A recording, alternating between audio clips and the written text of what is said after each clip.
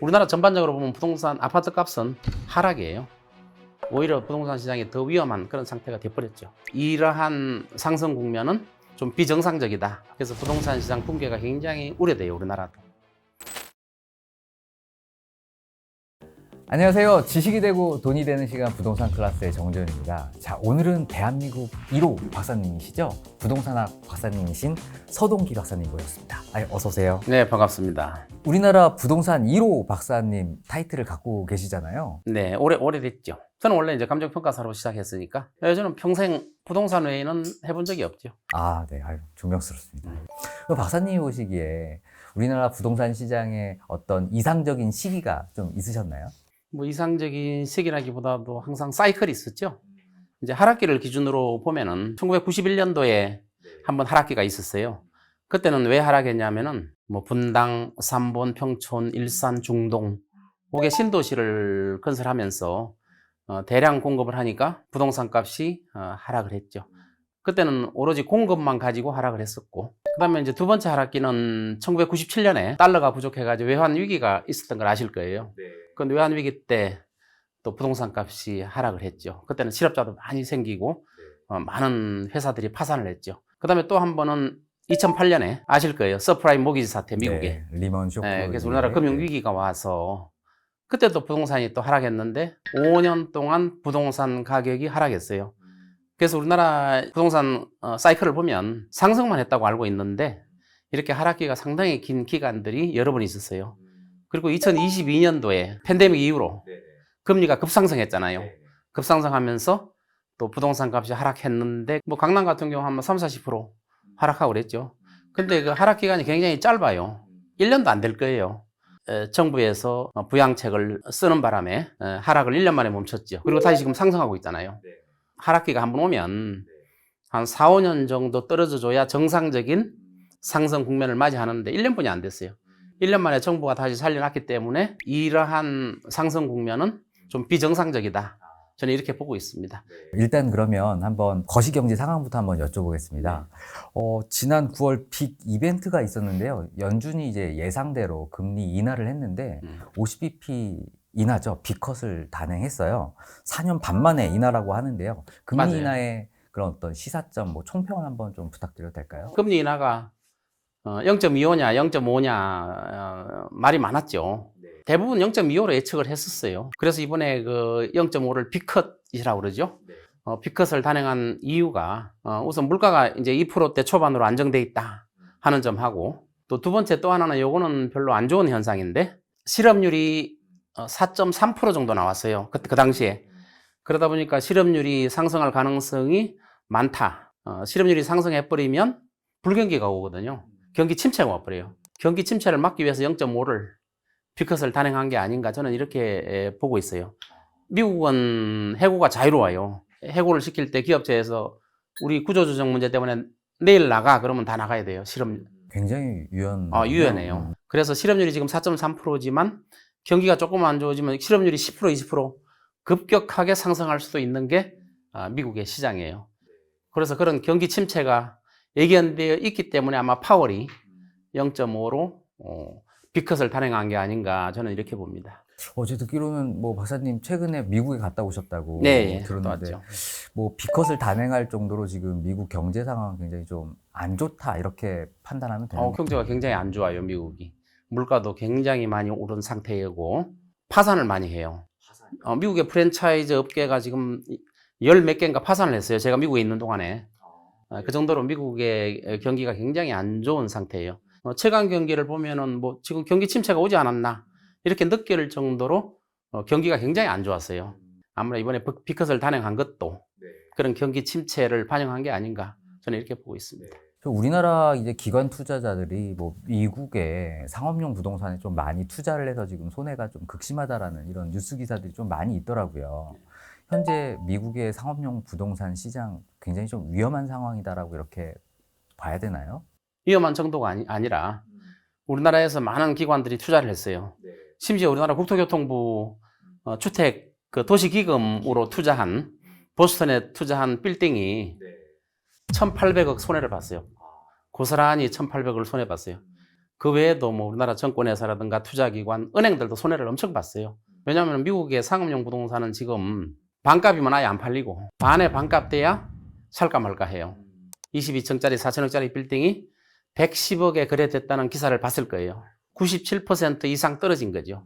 그 왜 그러냐면은 미국은 지금 고금리에다가 공실률이 굉장히 높아요. 재택근무 때문에. 그러한 공실률 때문에 수익이 나오지 않기 때문에 수익에 맞게 값이 엄청나게 떨어집니다. 반의 반값, 반값. 샌프란시스코, LA, 시카고, 뉴욕 전부 반의 반값으로 거래가 형성돼 있다고 보시면 돼요. 그러면 이렇게 되면은 이제 은행이 손해를 볼 거 아니에요. 그래서 은행이 손해를 보기 때문에 아마 연방 정부에서는 대선도 있고 하니까 은행 파산을 막고 있는 거예요, 지금. 원래는 은행이 벌써 파산이 몇 개가 생겨야 돼요. 실제로 파산된 데도 있어요.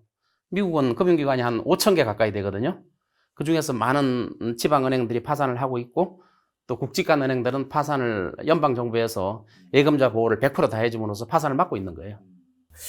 우리 한국 시장이 뭐 오피스 시장은 그래도 굉장히 선방하는 것 같은데 또 미국은 또 상업용 부동산 시장이 그렇게 어려운가? 엄청 어렵죠. 재택근무가 원인이에요. 근데 우리나라는 대면을 하지 않으면 회사가 잘 안 돌아간다고 생각하잖아요. 재택근무를 안 하잖아요. 근데 미국은 재택근무를 선호하는 게 일하는 사람도 편하고 집에서. 그리고 미국은 조금 전에 해고가 자유롭다고 그랬잖아요. 실적 없으면 해고해버리면 되고. 그럼 이제 미국의 상업용 부동산 시장은 어려운데 또 한편으로는 뭐 레드핀인가요? 뭐 미국 주거용 시장은 오히려 전고점을 넘어설 정도로 상승하고 있다라는 이런. 주거용 부동산은 많이 상승했어요. 그동안에 많이 상승했고. 그 이유가 뭐냐면 주거용 부동산은 고정금리예요. 30년 고정금리예요, 대부분. 근데 상업용 부동산은 5년 정도뿐이 안 줘요. 변동금리예요. 근데 주거용 부동산 30년 고정금리니까 새로 팔고 살려면 3배, 4배의 이자율을 또 물어내야 돼요. 그러니까 매물이 안 나오는 거예요. 수요는 일정 수준이 있는데 매물이 아예 안 나오니까 집값이 계속 폭등해 왔죠. 근데 폭등하다가 지금은 어떤 상태냐 하면은 거래가 안 돼요, 주택이. 주택도 지금 침체가 예견되고 있을 정도로 거래가 거의 안 돼요, 주택. 그럼 미국의 이런 B컷 금리 인하가 이런 부동산 시장에 조금 활력을 좀 줄 수 있을 거다라고 혹시 보실까요? 아니면 여전히 좀 어려운 상황이 좀. B컷은 이제 활력을 일부 줄 수 있죠. 예를 들어서 상업용 부동산은 금리가 부담이 굉장히 크잖아요. 그래서 어느 정도 활력을 줄 수 있는데 문제는 공실률이에요. 공실률이 해결되지 않으면 금리가 아무리 내려도 수익이 나오지가 않아요. 그래서 최근에 뭐 아마존이나 이런 미국의 큰 기업들은 재택근무를 하지 말고 출근을 하라. 이렇게 말하는 회사들도 큰 회사들도 있어요. 그러니까 근로자들이 나는 재택근무하는 대로 가겠다 하고 회사를 그만두는 이런 사태까지 벌어지고 재택근무에 이미 맛을 들인 거죠. 미국 뭐 상업용 시장은 어떤 구조적인 변화도 우리가 좀 생각을 좀 해봐야 되겠군요. 그렇죠. 미국은 11월에 또 빅 이벤트가 있죠. 대선이 있는데 이런 11월 달에 대선이 있죠. 네, 이런 향방에 따라서 부동산 시장이 좀 영향을 좀 받을 가능성이 좀 있을까요? 영향을 좀 받을 수가 있죠. 근데 누가 되든지 간에 어떤 문제가 발생하냐면은 금리를 내렸잖아요. 물가가 다시 폭등할 가능성이 있어요. 경기 침체가 뒤따를 수가 있다는 거예요. 근데 그러한 경기 침체가 오면은 부동산이고 뭐 주거용이고 상업용이고 경기고 다 엉망이 되기 때문에 그 경기 침체를 어떻게 막을 거냐 이게 이제 관건이죠. 결국에는 어떤 경기가 이제 부동산 시장의 향방을 좀 가르는 열쇠가 되겠군요. 경기 침체, 리세션 이게 굉장히 무서운 거거든요. 리세션이 한번 와버리면 5년, 6년, 10년 와버려요. 그렇기 때문에 미국 대선으로 당선된 분이 어떻게 막을 거냐 이게 관건이에요.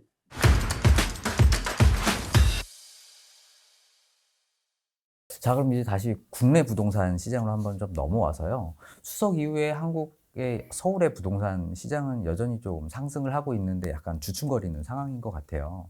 이런 부동산 시장 한번 정리 한번 좀 부탁드려도 될까요? 네, 지금 우리나라 부동산 시장은 뭐 극히 일부 아파트를 중심으로 해서 값이 폭등하고 있고 또 신고가를 형성하고 있다 이렇게 보고 있어요. 우리나라 전반적으로 보면 부동산 아파트 값은 하락이에요. 우리나라 주택값은 하락이라고 봐야 되는데 극히 일부분. 그 이유가 뭐냐면은 뭐 언론에서 잘못 만들어낸 말이 있죠. 똘똘한 한 채. 그 지방의 부자들이 현금을 들고 신고가를 형성된다. 그 아파트를 사시는 분들은 전부 현금으로 사는 거예요. 대출을 안 받아요. 서울에 똘똘한 한 채를 사기 위해서 현금을 들고 사는 경우도 있고 또 일부는 돈이 어느 정도 모으신 분들이 연끌해서 온갖 대출을 다 받아서 또 사는 경우도 있어요. 주택을 담보로 대출을 못 받기 때문에 다른 형태로 사업자금 대출을 받아서 연끌해서 집을 사는 경우도 있고, 이래서 아마 극히 일부분 지역에 해당되는 게 폭등이라고 볼 수 있고, 서울의 다른 지역은 떨어져요. 올랐다고 볼 수가 없어요. 떨어지고 있거든요. 우리나라 전반적으로 보면 주택 가격은 하락이다, 이렇게 볼 수 있습니다.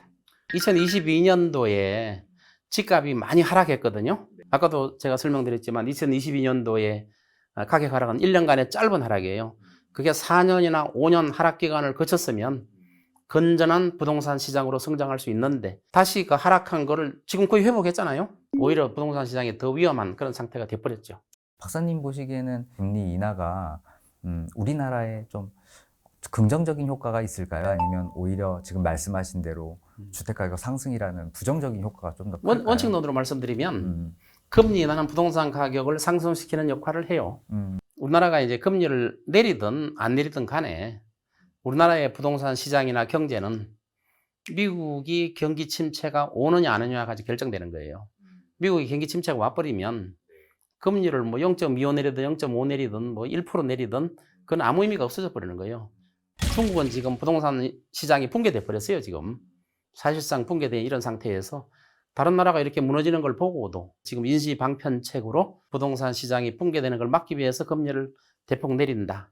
이거는 나중에 더 큰 문제를 초래할 수 있다는 거죠.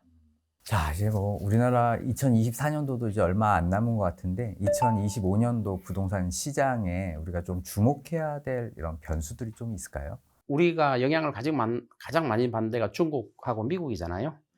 결국 그 중국과 미국 시장을 우리가 검토 안 할 수가 없어요.